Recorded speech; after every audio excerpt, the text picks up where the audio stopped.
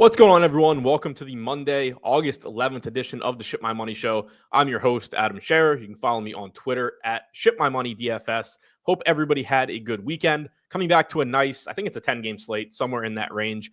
$5, $50K to first tournament on DraftKings, $111, $100K to first tournament on DraftKings. A lot of money to be made tonight. Going to go through every game as usual, talk about all the matchups, talk about what I'm getting to right now. Not that that's super important because you can always make good lineups with pretty much any given player, but does add a little bit more context to everything.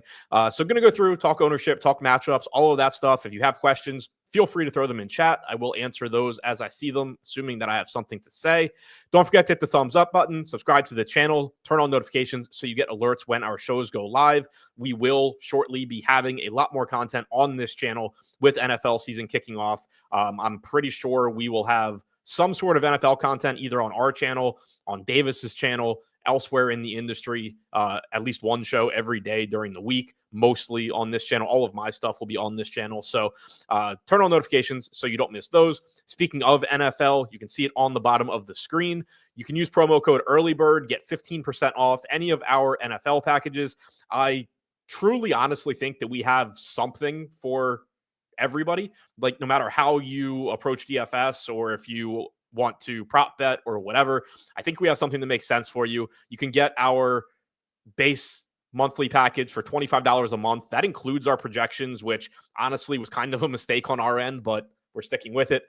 So you can get the projections for $25 a month. I mean, at the very least, like if you're just aggregating projections, that is a cheaper price point than I think you can get pretty much anywhere else in the industry. It also includes being able to sim up to 5 lineups at a time in our contest sims. We have our normal monthly package, sims package that you can sim.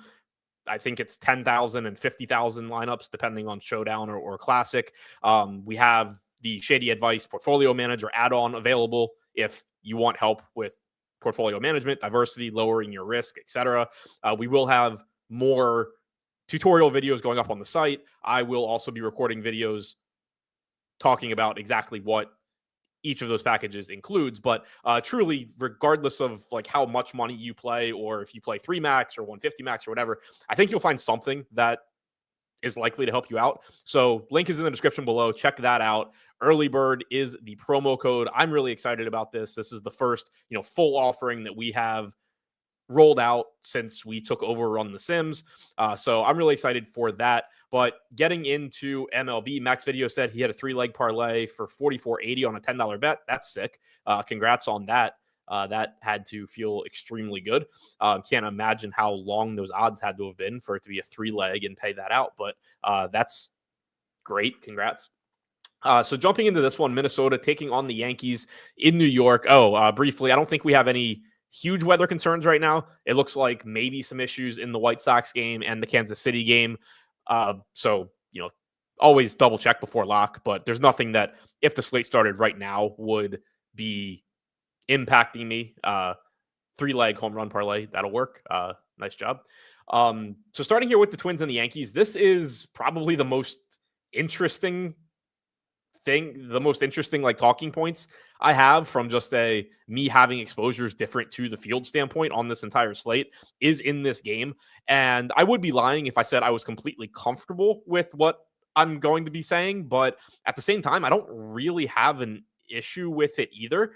Zebby Matthews going for Minnesota, Will Warren on the mound for the Yankees. 18% projected ownership coming into Will Warren at 7,500. 4% projected ownership coming into Zebby Matthews right now at 7,300.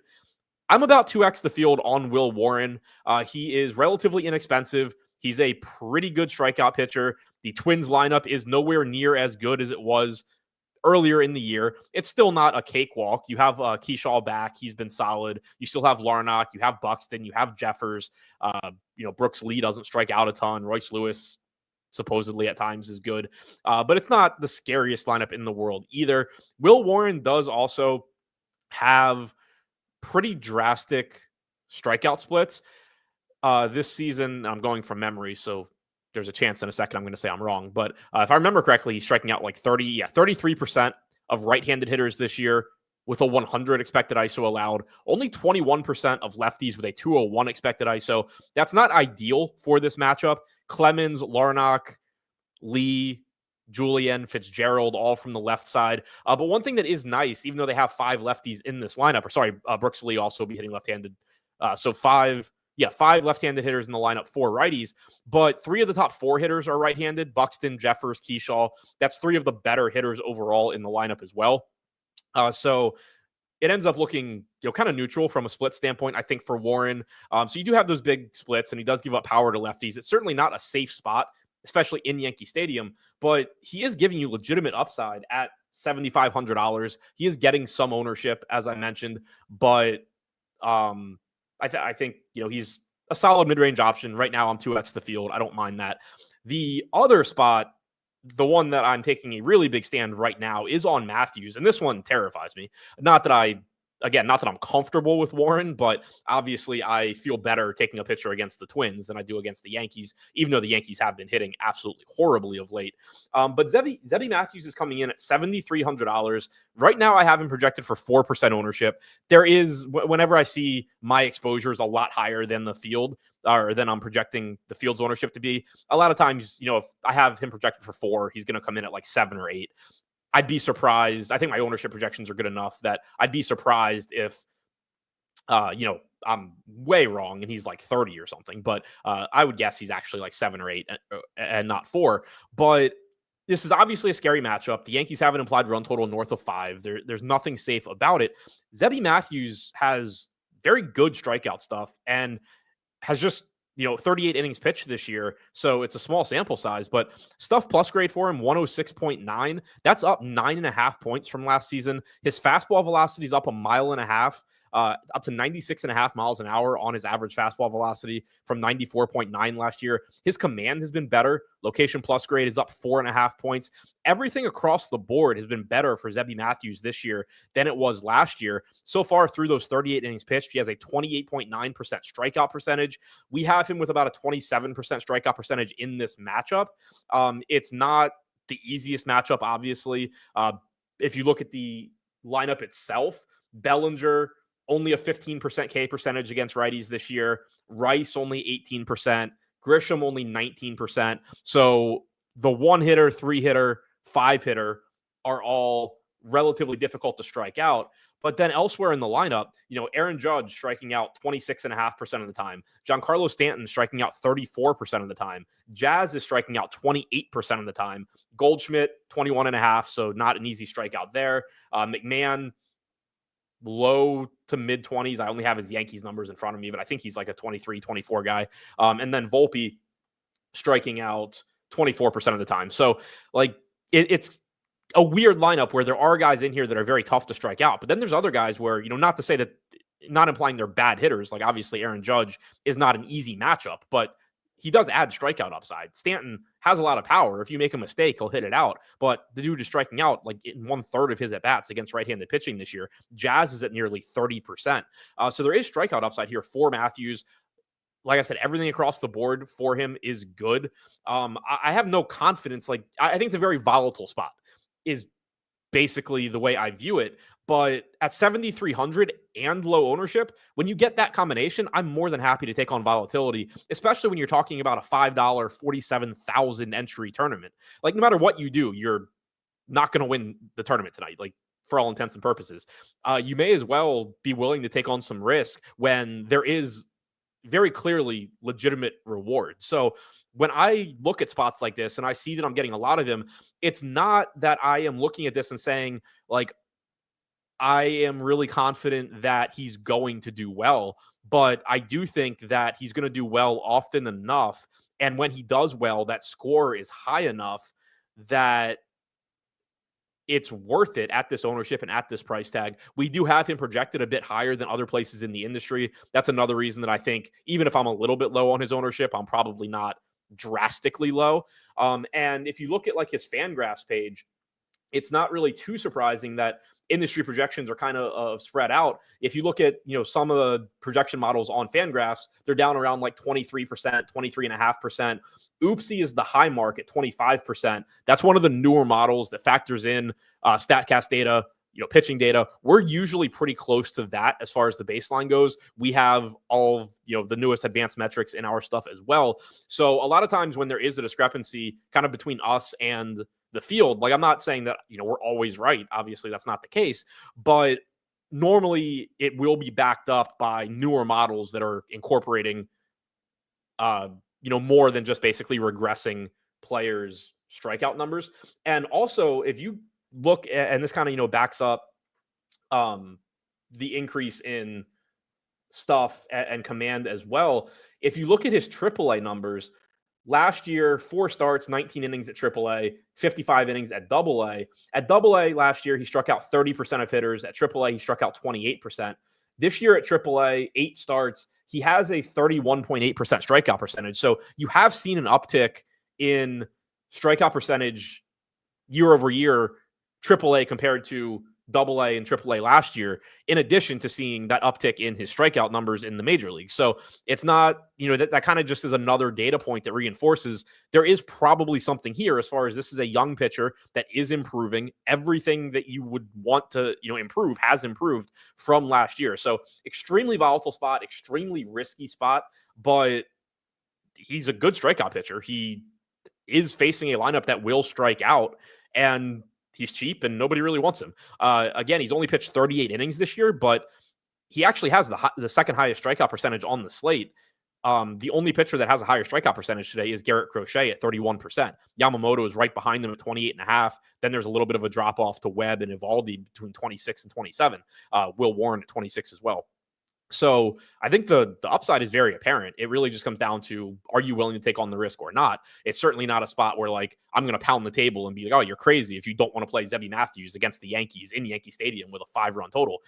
If you want to go with quote unquote safer options, that's completely reasonable. It's not my approach, and I will, it appears, be riding pretty heavily with Matthews here. So getting over the field on both of these pitchers, Matthews was the one that I think was just, the most interesting to talk about, because that is where it looks like I'll probably have a pretty big stand. And for anybody that's watched these shows, semi-regularly, I'm not someone that comes into every show or every slate with some hot take or, I have a big stand on this guy. There's a lot of shows where it's just like, yeah, I don't know. I think the field is just right across the board. And, my edge, or perceived edge at least, is that I'm playing, everything comes back to your lineup, comes back to the lineup level, not the player level. So there's nothing, like I said at the top of the show, you can make a good lineup with any player. It's like, give me a player, I can find a lineup that is likely to profit.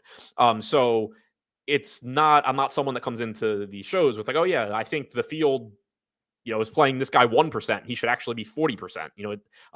So when something like this does jump out, it's usually interesting for me to talk about. And I'm glad that I at least have, reasons to think that he is a better pitcher than other places are projecting him to be.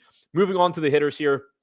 Starting on the Minnesota side against Warren. I mentioned it when I was talking about Warren, but from a matchup standpoint, looking to left-handed bats here is going to make sense. You get a big drop-off in strikeout percentage. You get the short porch in right field in Yankee Stadium. You get a 100-point bump in expected ISO allowed.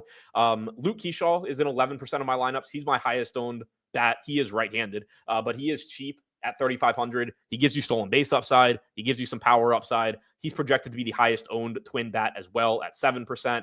I have 8% Brooks Lee, 8% Clemens, 7% Buxton. I'm around 5% on Lewis, Larnach, Jeffers. So I'm not getting to a ton of the Twins, but neither is the field. I'm a little bit over in the aggregate. But again, I like the value component for Keyshaw at second base. I like left-handed bats here. Like Keyshaw and Buxton, obviously they're right-handed, but they're fine. They have power. They have stolen base upside. But Lee, Clemens, Larnach from the left side, all in pretty nice home run spots against Warren. Rich said, are you sick or have you been on a diet looking slim? Neither one directly. Like, probably have lost weight since, I don't know, a couple years ago. But yeah, appreciate it either way. Yankees on the other side against Matthews. I'm getting to them a little bit as well. So is the field. Highest owned guys here. You have 9% ownership coming into all of Judge, Jazz, Grisham, Rice, and then you have about 5% to Bellinger, McMahon, Volpe. Didn't have the actual Yankees lineup when I ran everything. Have Wells in instead of Goldschmidt, I think, or Stanton. Yeah, so I didn't have Stanton in when I ran. I didn't have Stanton or Goldschmidt in.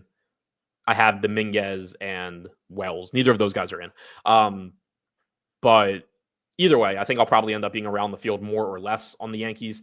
As far as production allowed by Matthews so far this season in the limited sample, 178 expected ISO to lefties, 142 to righties.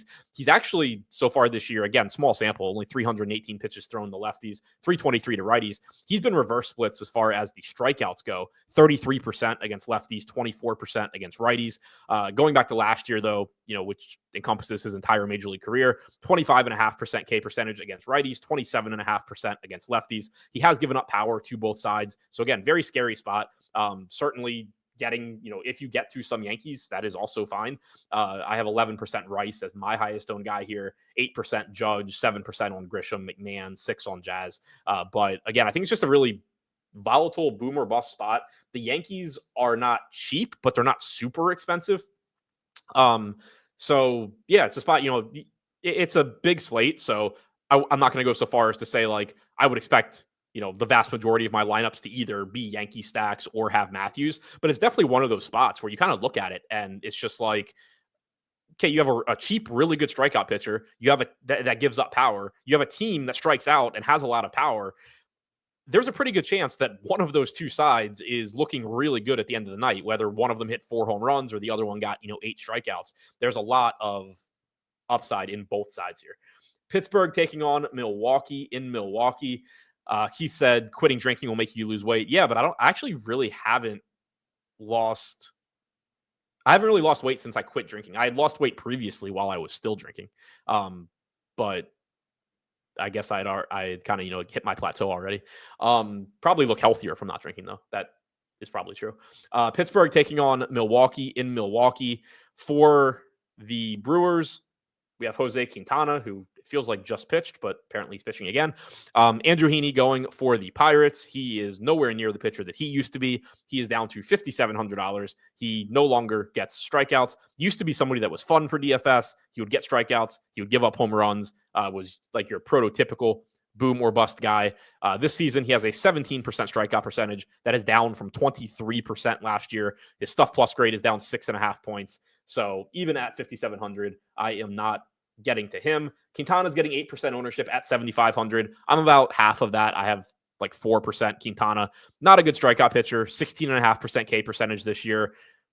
4.6 ERA in 4.6 xFIP rather in 93 innings pitched. 3.6 ERA. So he has been pretty lucky so far in the run prevention department. But the matchup against Pittsburgh is obviously fine. They're one of the weaker offenses in baseball. If you need to get to Quintana, so be it. But like, this is a really good example, I think, of in large field tournaments, people still tend to overvalue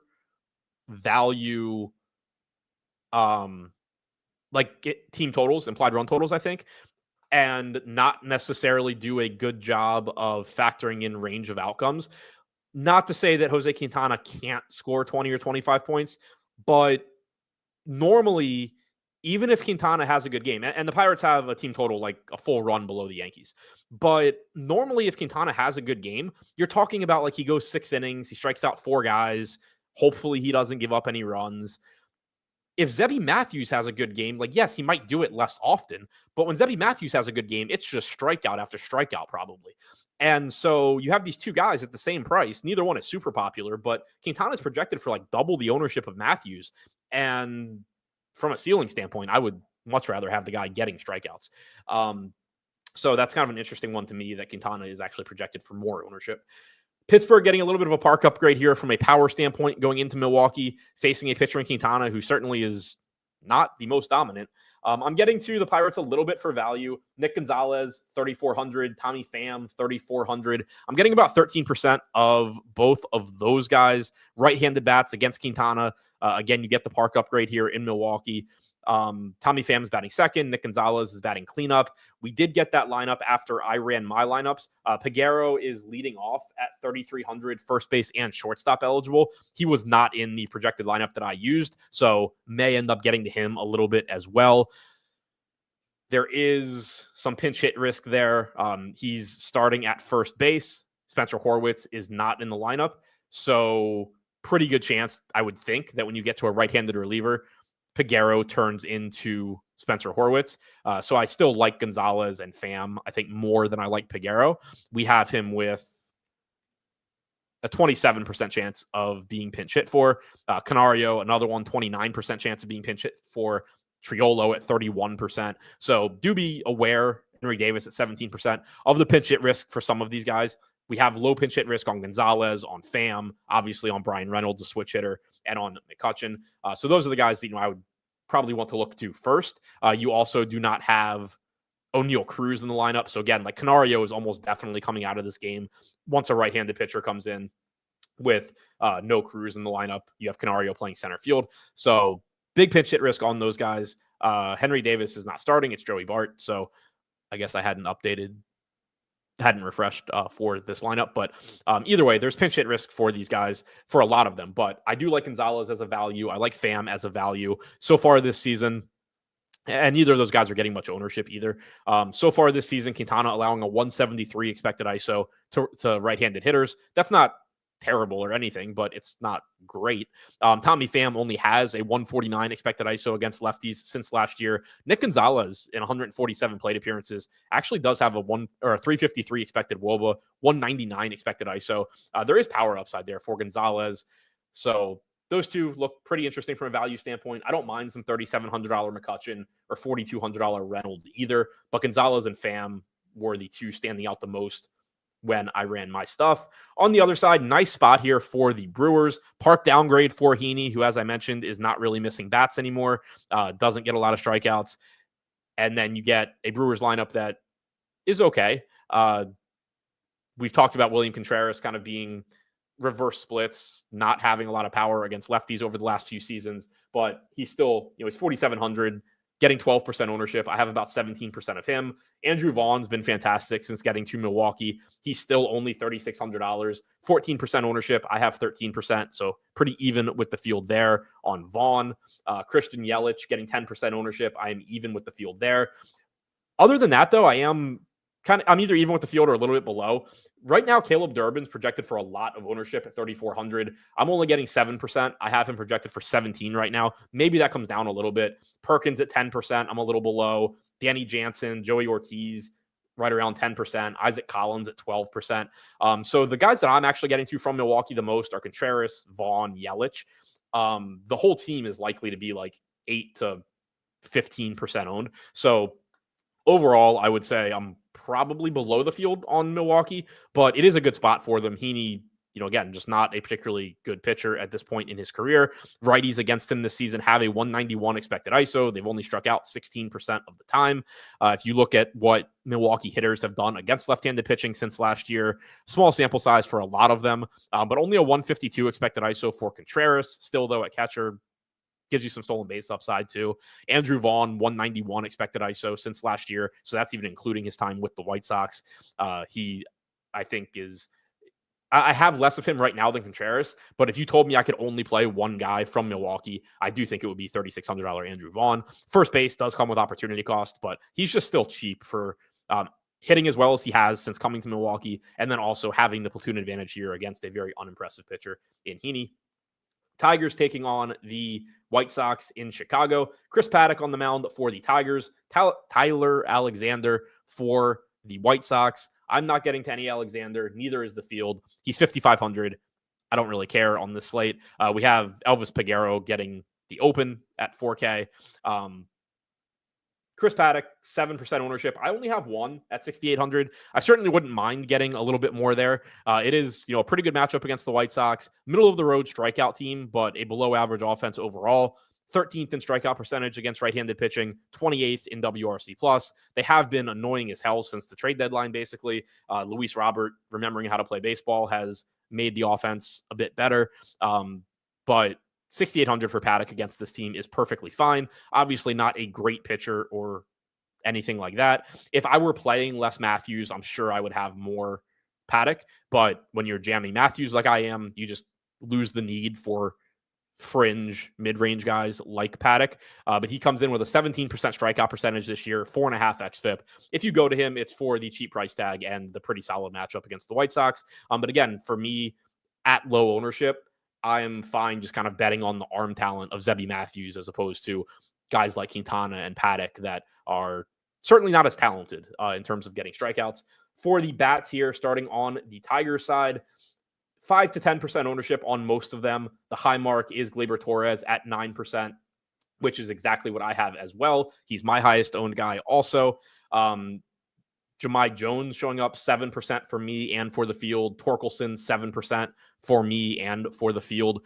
So mostly matching the field here at 5 to 10% on most of these Tigers guys. It's a good offense. Not the most appealing matchup with the sort of bullpen game. Tyler Alexander, likely to be the bulk guy, is a lefty. So you would have the platoon advantage against him with Jones, with Torkelson. Ibanez, if he's in the lineup, would carry pinch hit risk, but you would have the platoon advantage. We don't have a Detroit lineup yet. Definitely keep an eye on that lineup and keep in mind where the pinch hit risk would be. If you use our projections, that is given to you. Again, you get the fully detailed projections, so you can just look and see how often we have a particular hitter getting pinch hit for. You don't have to figure it out on your own. But that is something to pay attention to depending on exactly what lineup we get. On the other side, for the White Sox against Paddock, 5% ownership coming into most of them, 7% to Sosa, 5% to Robert and Benintendi. I have 5% Robert, 5% Sosa, 3% Benintendi, and it goes down from there. Steven said in chat he wouldn't mind getting to the White Sox. Neither would I. It's an okay spot against Paddock. This season, 219 expected ISO allowed to lefties, 182 to righties. Obviously, there's not a ton of power in the White Sox lineup, but there is some. Against right-handed pitching so far this season, 200 expected ISO for Sosa in 272 plate appearances. I'll be honest, that is a number that I did not expect to see. It feels like he hits a lot of home runs, like on slates, but I still wouldn't have guessed that his ISO was that high. Andrew Benintendi, 224 expected ISO in 280 plate appearances. Robert is at 156, but again, he has been hitting a bit better lately. 82 plate appearances against righties so far for Colston Montgomery, but he has been great. 422 expected ISO, 422 expected WOBA, 346 expected ISO. Obviously, those numbers are going to come down, but highly regarded prospect, has hit very well in his limited time in the majors. Kyle Teal, 235 expected ISO against righties so far. So you do have a pitcher in Paddock that's given up some power. You do have some inexpensive, decent power bats in this White Sox lineup. They're not a big priority for me, but Sosa, Robert, Benintendi, Montgomery would be the parts that I was most interested in getting to if I were playing the White Sox. Washington taking on Kansas City. In Kansas City, for the Nats, we have Cade Cavalli. For the Royals, we have Bailey Falter. I absolutely hate when Bailey Falter pitches because normally I get a bunch of hitters against him and then they don't do shit. He's getting 6% ownership at 6K. I have 6%, which might be the most Bailey Falter I've ever had on a slate. He doesn't look great. We have him projected for just shy of 12 fantasy points, but he is only 6K. And it is nice getting left-handed pitchers against the Nats because, and I've mentioned this on shows before, but the Nats lineup is very top-heavy in general. James Wood obviously struggling overall of late, but we know he's a good hitter. CJ Abrams, Bell, Lowe, like these guys at the top of the order, Luis Garcia, are actually above average good hitters, but Wood is left-handed, Abrams is left-handed, Garcia is left-handed, Lowe is left-handed, Bell's a switch hitter. So you get a lefty, and suddenly you're getting the platoon advantage against almost all of the above average hitters on the Nats. Normally they won't even play Luis Garcia against the lefty. So you're just flat out replacing him with Paul DeJong probably. And then you have the bottom of the order where you have Riley Adams, Robert Hassel is left-handed, Brady House, Jacob Young, not to take anything away from those guys, but they certainly haven't proven anything yet at the major league level. So getting lefties against them is just kind of appealing for that reason. Now, Bailey Falter is not a particularly good lefty. He's not a good strikeout pitcher at all, but he is cheap. I'm right around the field just using him as a value play. He has the lowest strikeout percentage on the slate this season, 15% strikeout percentage in 117 innings pitched, 4.97 xFIP. Like, the guy is not good, but getting that lefty matchup against the Nats is pretty valuable just because of how skewed left-handed the good hitters in their lineup are. For the bats here, Cavalli on the other side, really impressive in his first start of the season. Last time that was against, I believe, the A's. Very good strikeout matchup, had a lot of him. I have none of him today. He's getting 1% ownership. He's up to $8,500, which doesn't make a lot of sense. He doesn't project to be a great strikeout pitcher. He is young, and he was a highly regarded pitching prospect prior to injury. So there is definitely volatility. Like, he's somebody where we could learn a lot in the next 2 months, and then you come in the next season and he projects much differently than he does right now. But either way, you have this game in Kansas City, a difficult park for getting strikeouts on its own, a difficult lineup to strike out. So I don't have interest in Cavalli here. For the bats, starting on the Washington side against Falter, I am getting to them also, particularly Paul DeJong and James Wood. I have 16% DeJong right now. He's only 2,900. He's likely to be hitting third. He has multi-position eligibility at second base and third base. There is pinch hit risk here. We have him with a 27% chance of being pinch hit for, but he's cheap. He's facing a left-handed pitcher that isn't very good. I don't mind using him as a value play some. He's getting about 10% ownership. I have 14% James Wood. He's getting 6%.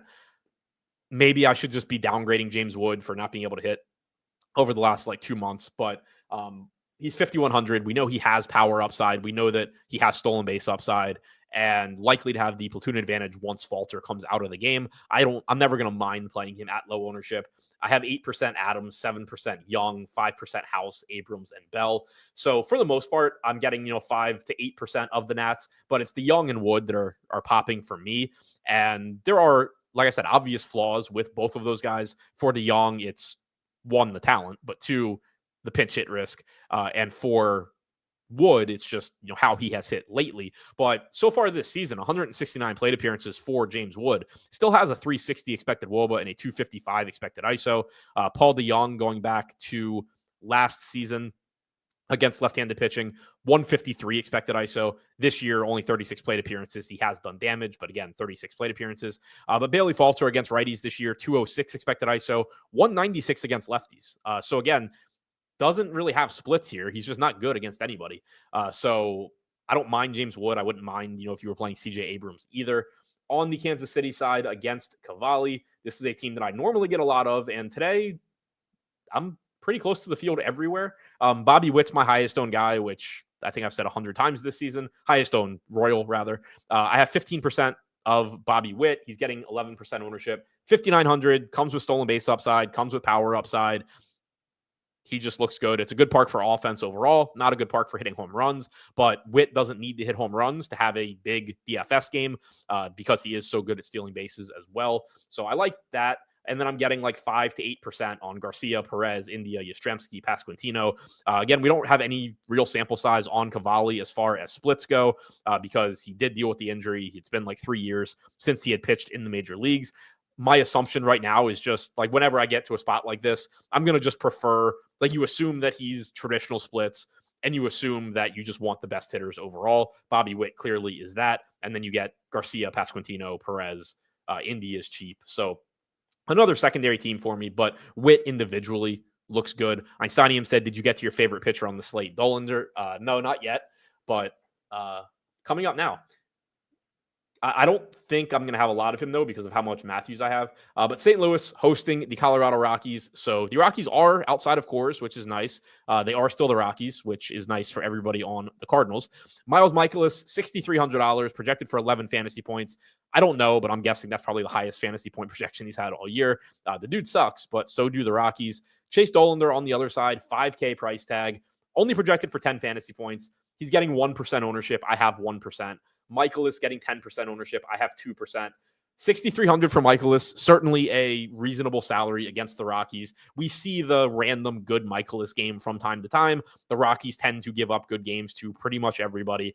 If you are playing less Zebby Matthews than me, you should be getting to more Miles Mikolas, just like you should be getting to more Chris Paddock, etc. But Mikolas is somebody that's likely just getting squeezed by the fact that, at least right now, I am putting so many eggs into the Zebby Matthews basket. But the matchup for Mikolas is obviously very good. That goes without saying. Dollander has good stuff, and he's getting outside of Coors, but the Cardinals don't strike out a lot. They do have good hitters in their lineup. And I also just don't think you need to pay down all that much for pitching on this slate. You have a decent mid-range with upside, whether that's Matthews, Warren, like it is for me, or whether it's Paddock, Michaelis, others. So I just don't really think that the savings do a ton for you, getting down to him to take on that risk. But he has shown, like I said, the stuff's been good. 101.5 stuff plus grade in 68 innings pitched, averaging nearly 98 miles an hour on his fastball. It hasn't translated to actual good results, though. Only a 17% strikeout percentage, 4.92 xFIP is much better than his 6.68 ERA, but it's still not very good. So ultimately, I don't think you actually need to get to him. On the Rocky side, I am honestly shocked that I'm not getting to them. When I saw that I didn't have Michaelis and that it's Michaelis in general pitching, I figured that my Colorado Rockies problem that I have pretty much every slate would be out in full force, but it really isn't. 5% projected ownership to Ezekiel Tovar and Hunter Goodman. They are projected to be the most popular players on the Rockies. I have 5% Tovar. He's my highest owned Rocky. I have 3% on Goodman, Karros, Beck, Freeman. I'm just really not getting to this team that much. And I'm kind of disappointed by that just because I do think Miles Michaelis sucks, but so do the Rockies. It is, if this slate were smaller, I would actually think this was a mistake because you have essentially a free Miles Michaelis against a very strikeout heavy Rockies team that is also pretty inexpensive. So you have a bad pitcher that is cheap against a bad offense that is cheap. If this were a smaller slate, I would actually kind of want to be like over the field on both sides. With it being a 10-game slate, I do think you have, that window gets a little bit bigger where Michaelis is fine, scores like 14 fantasy points, doesn't matter. A couple guys on the Rockies hit a home run, but a bunch of guys hit a home run, so it doesn't really matter. That window does become bigger on a 10-game slate. But I am a little surprised that I kind of just don't have either side of the pitcher against the Rockies or the offense against Miles Michaelis, because both of those are generally very good places to be. But for right now, Tovar at 5% is my highest owned Rockies bat. Michaelis this season, 264 expected ISO allowed to lefties, 216 to righties. Obviously, you do get the very big park downgrade leaving Coors Field. Tovar has a 224 expected ISO against righties this year. Goodman's at 202. Moniak's at 232. Those are going to be your three best power bats from the Rockies if you are looking to go to Colorado. On the St. Louis side against Dollander, 13% projected ownership coming in to Lars Nootbaar, 10% coming into Show's cover boy Alec Burleson. They are projected to be the two highest owned hitters, followed by Victor Scott at 10%, and then basically 6 to 8% on every other hitter in the lineup. For me, I am mostly around the field, but I'm a little bit higher. I have Nootbaar at 15%. I have Burleson at 14%. I have Contreras at 9%. Those are my three highest owned Cardinals bats here. Obviously, I'm going to be happy with those guys against Dollander, or just in general. They are three of the best hitters on the team. 221 expected ISO allowed to lefties for Dollander this year. 226 to righties. Strikeout percentage against righties is 5 points higher, but it's still only 19.5%. And these Cardinals bats just have done a little bit more damage than I think people give them credit for. 203 expected ISO for Lars Nootbaar against right-handed pitching, 210 for Alec Burleson, 239 for Contreras. It comes up a lot, it seems like, whenever people talk about the Cardinals on Twitter or whatever. People view them as a below average offense or not a good offense, I think. And it kind of just slips through the cracks that Nootbaar, Burleson, Contreras have all hit for substantial power this year. Overall, against right-handed pitching, they're 17th in WRC+. They are 26th in strikeout percentage. They're not a great offense when you combine everybody together, but I think that combined with the fact that, especially in the case of Nootbaar and Burleson, they're not household names. So I think it kind of just slips through the cracks that those guys have legitimate power. It's not just, oh, I'm going to grab the guys at the top of the order because they're facing the Rockies. These are good power hitters in a very good spot here. And Steinium said, I just saw you say you were double the field on Will Warren. Do you think his ownership comes in higher in the flagship contest? Was a sim darling earlier when I ran stuff. So I have him projected at, give me a second. I have him projected at 18%. That's in line with a few other sites. It's higher than one in particular that I used to work for. So I don't know. I mean, My ownership number is factoring in the way Sims look for players. So right now, I mean, I expect him to be around 18. Like I will say, same thing I said about Matthews. Whenever I'm getting like, double the field on somebody, there's a pretty good chance that I'm missing somewhat low because I do account for other sites, Sims and everything. I don't think it's likely that I'm missing by 100% or something on Warren and he's actually 35%. I would say there's a pretty good chance that maybe he's like 22, 21, something like that. But I feel like I'm usually in the ballpark. I will say my ownership projections are better than any individual site's ownership that I've looked at. So yeah, and it's the same thing for Matthews. I'm probably missing low. I don't think I'm missing low by like a huge magnitude or anything. Arizona taking on the Rangers in Texas. Nathan Eovaldi going for the Rangers. Ryan Nelson going for Arizona. 5% projected ownership coming into Nelson at 7,700. Nathan Eovaldi, one of the more popular pitchers on the slate, pulling 29% ownership at $10,200. I have 2% Nelson. I have 15% Eovaldi. Eovaldi's a good pitcher. He's just, a veteran pitcher that still knows how to get by, gets enough strikeouts to still be a solid fantasy option. He's a little bit more expensive than I would like. He's a little bit more popular than I would like. The offense for Arizona is still not terrible. It's obviously not as good as it was, though. No Josh Naylor, no Eugenio Suarez. Eovaldi comes in with the fifth highest strikeout percentage on the slate at 26.5%, 2.91 xFIP, 1.38 ERA.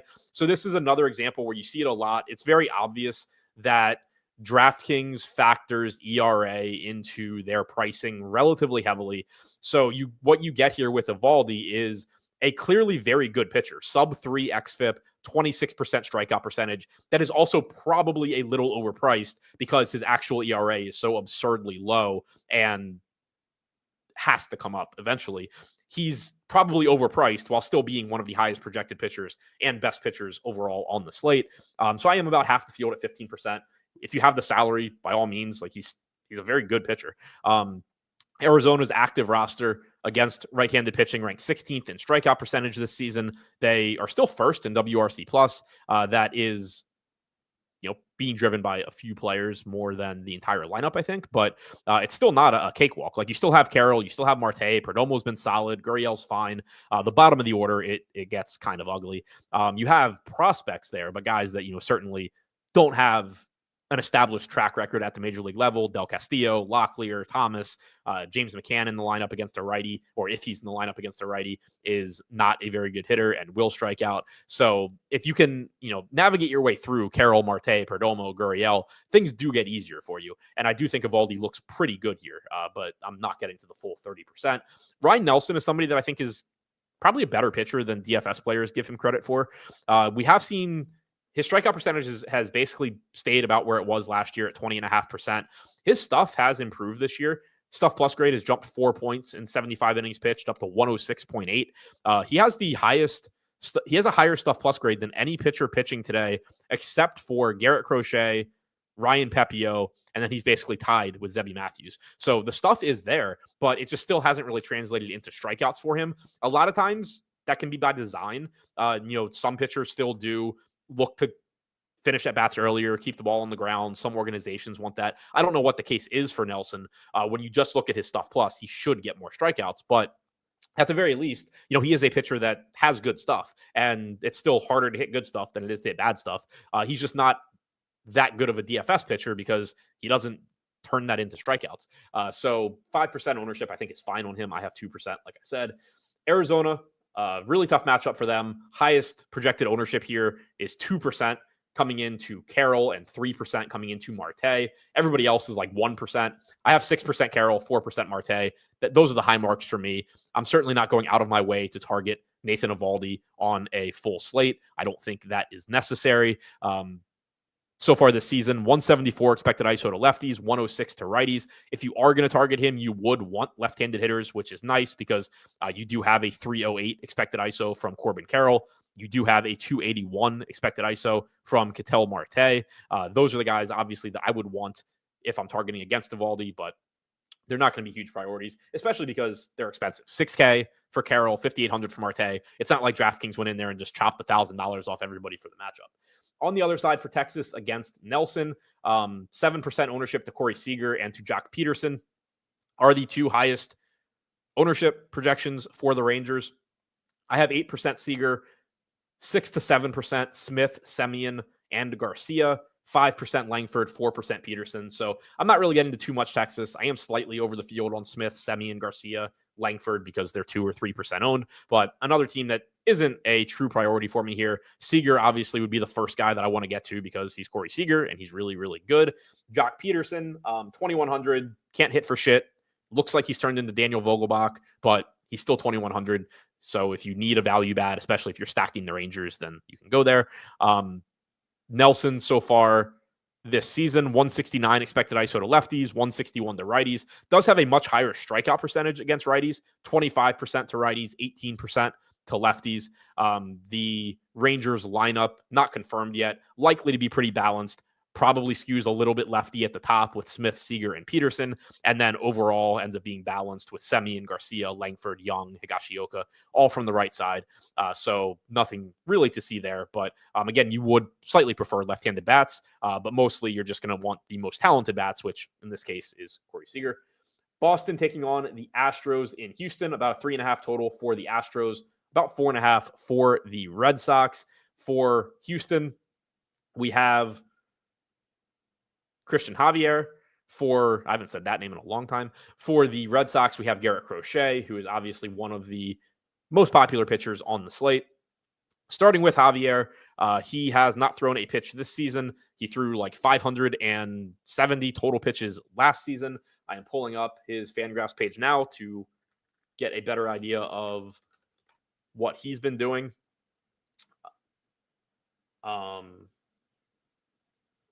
7 starts. Nope, that was last season.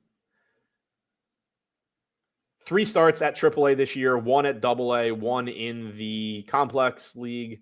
So he's thrown a total of 14 innings across 5 starts in the minors. His most recent outing, he faced 21 batters. Nope, still last season. Need to get to the minor leagues. He faced 16 batters. So 16, 15, 12, 13, and 8 going in reverse chronological order. You're not expecting Javier to go very deep into this game. I'm just double checking to make sure we have that here. I certainly wouldn't go any higher than 19 total batters faced. I personally might knock that down 1 or 2 now that I've noticed it. Either way, just not looking to Javier.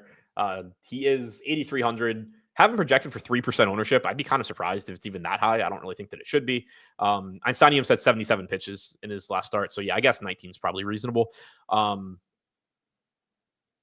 yeah, I don't, if he was cheap, like maybe, and it was a small slate, but I don't see a need to get to Javier. Crochet, obviously the interesting point here. He is $11,500, which is very, very expensive.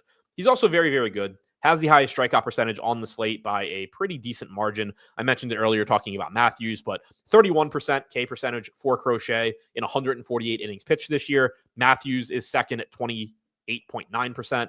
So you do get a pretty nice gap there. 2.68 xFIP, 2.24 ERA. Very, very, very good pitcher. Middle of the road matchup against the Astros. It is going to be a right-handed heavy lineup because the Astros have no choice but to run a right-handed heavy lineup. Crochet is good enough that doesn't matter a ton. 31.6% K percentage against righties is actually higher than his 27.8% K percentage against lefties. Obviously, he faces a lot of righties because most hitters are right-handed, and you're not going to run lefties out there against Crochet. 284 expected WOBA against righties, 243 against lefties. He is better against lefties at limiting production overall, but he's still very, very good against righties and actually has a bit higher strikeout percentage against righties. So everything looks good for Crochet. The only concern here is the salary at 11.5. I'm getting to 27%, so he is one of my higher owned pitchers. I'm a little below the field's 39%, but certainly think he looks good where you can afford him. For the bats, starting on the Red Sox side, 12% Alex Bregman at 5% projected ownership for me. I have 11% Duran at 5% ownership. And then I'm getting around 5% to like most of the rest of the Red Sox, which is pretty much where the field is as well. So my biggest stands here are on Bregman and on Duran. Obviously, two very good hitters. Duran gives you stolen base upside as well.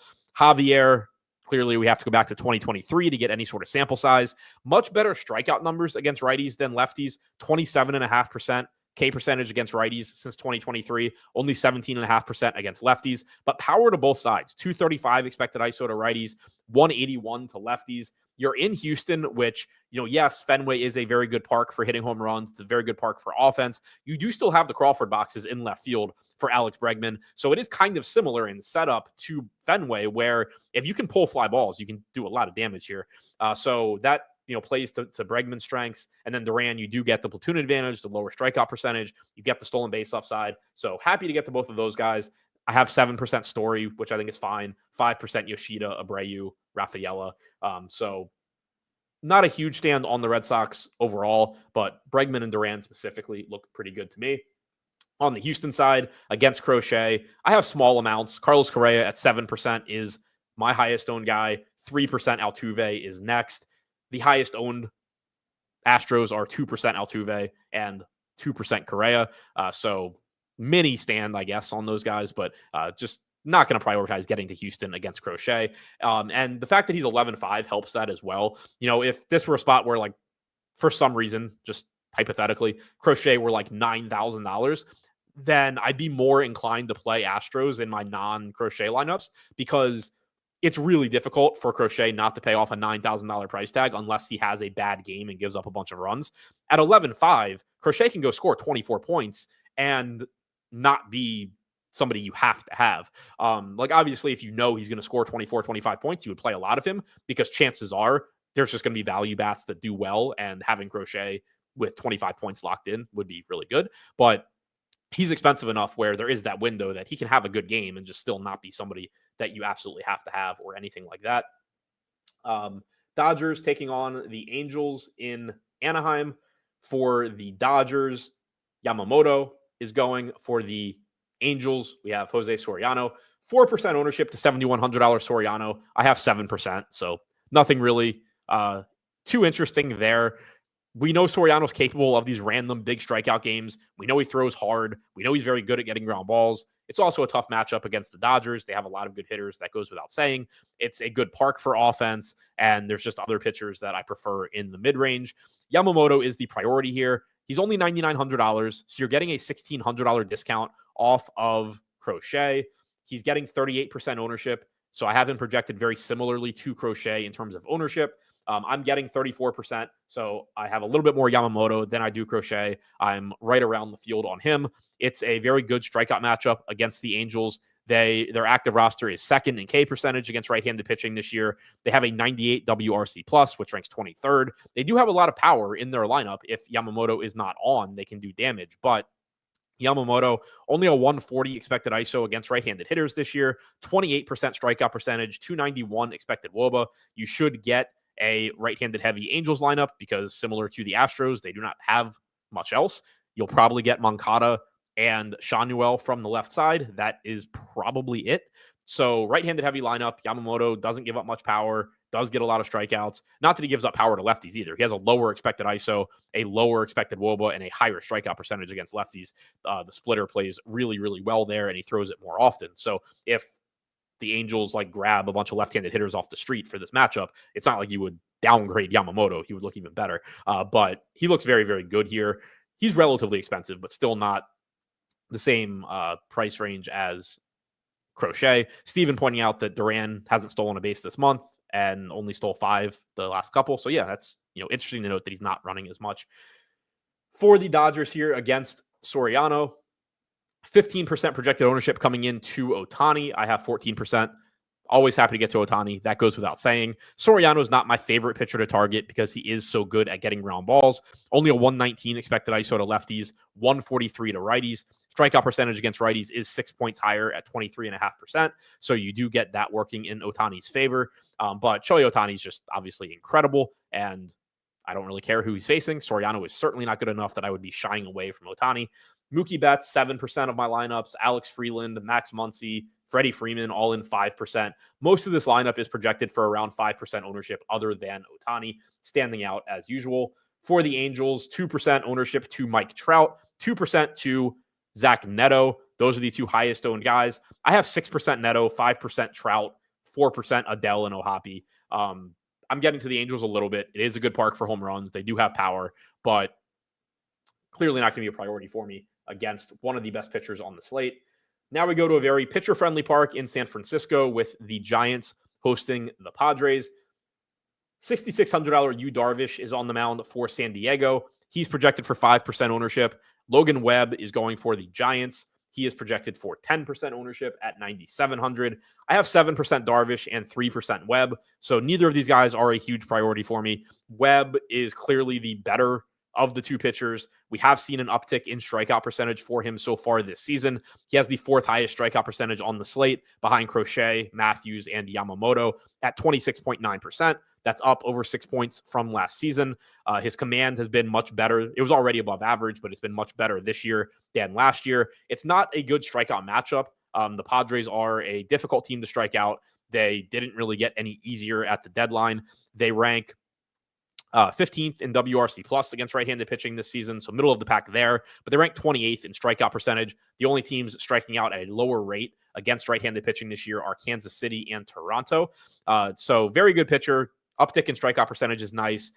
I just prefer Yamamoto in this range, and so does the field. Yamamoto's projected for like 4 times the ownership, with Webb coming in at 10 and Yamamoto pushing 40. But I'm just having trouble getting to Webb. I'm going to the mid-range more often than I'm getting to Webb. Darvish, 5% ownership. I have 6 or 7% at 6,600. He is nobody that you can really have confidence in at this point. Only a 19% strikeout percentage through 27 innings pitched. His stuff plus grade is nearly identical to last season. He has not had good command at all. Last year, 101 location plus grade. This year, 92.1. Hopefully that rebounds as the rust wears off and you get more innings from him. But he certainly hasn't been particularly good through a limited sample so far this season. 4.44 xFIP, 6.51 ERA. You can certainly say that he is underpriced. He's kind of just looked like a middle of the road guy, like probably should be, 7,300, 7,400. I think that ERA being like 2 runs higher than the xFIP is probably pretty heavily accounting for the fact that he's only $6,600 in San Francisco. So I do think he's underpriced. I don't have a lot of confidence in him, but I do think he's at least somewhat underpriced here. For the bats, generally not a park that I'm going to be looking to get to too aggressively. I have 1% Tatis. I have 1% Machado. There's 1% projected ownership at most coming into every hitter on the Padres. For the Giants, I have 3% Chapman at 2% owned. That's my highest guy there. So I'm mostly ignoring this game, period, but especially from an offensive standpoint. And then finally, we get the 2 teams that play in minor league ballparks facing off in Sacramento. A's hosting Tampa Bay. Ryan Pepio on the mound for Tampa Bay. Jeffrey Springs on the mound for the A's. 5% ownership coming into a $6,900 Springs. I'm not getting to him, but again, if you're playing Les Matthews, mix in some Springs. There's no reason not to.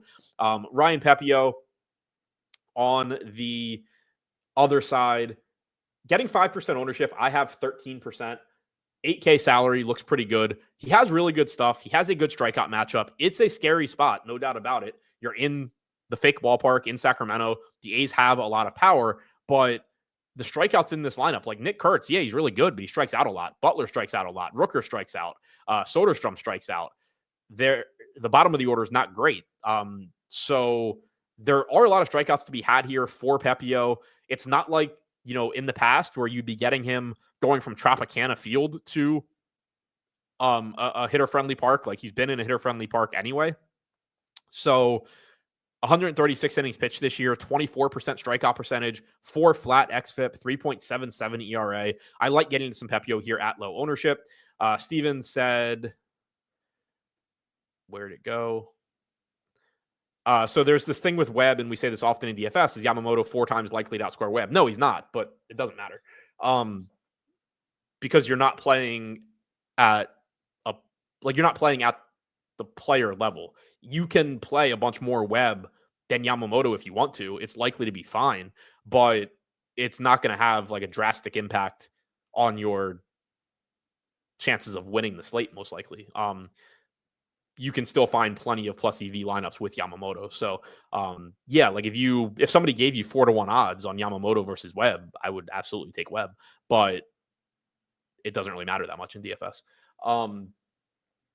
For the bats here for Tampa Bay, a lot of ownership coming into the Rays.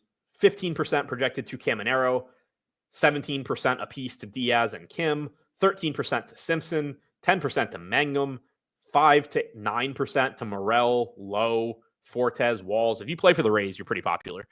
So I am getting to them. I'm not getting to them as much as the field. And I think that was to be expected just on a 10-game slate where there are plenty of offenses that I am interested in. We've seen that I'm kind of just like 2x the field on a lot of different offenses. There hasn't been one offense that I'm just like jamming in, but there's just been a lot where, the field's at 5% on guys and I'm at 10% or something like that.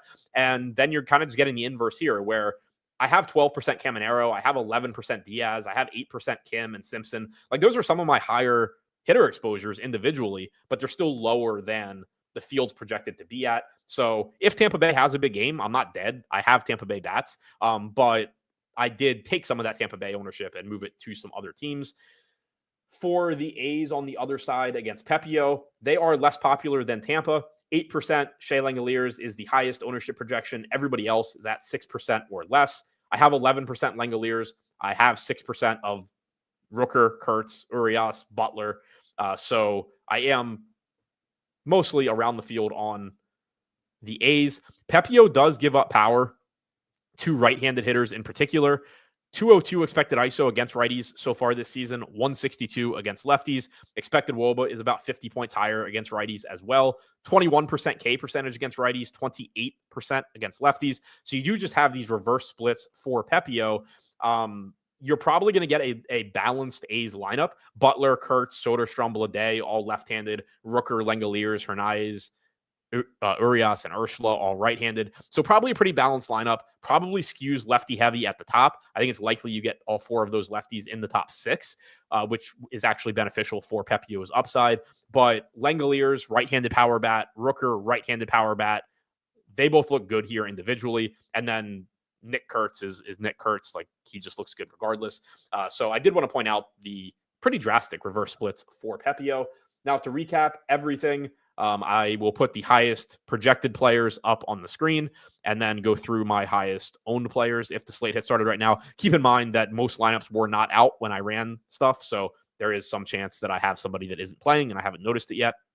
But highest pitcher projections are up on the screen. My highest owned pitchers right now are Zebby Matthews, Will Warren, Yamamoto, and Crochet. I feel much better about 2 of those than I do the other 2.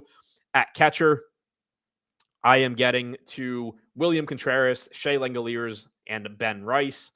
At first base, Andrew Vaughn, Yandy Diaz, Wilson Contreras.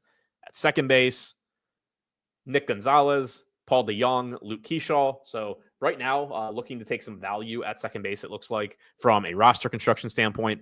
At third base, Junior Caminero, Alex Bregman, Maikel Garcia. At shortstop, Bobby Witt Jr., Brooks Lee, Corey Seager. In the outfield, Lars Nootbaar, James Wood, Tommy Pham, Shohei Ohtani, Jarren Duran, Christian Yelich, Alec Burleson.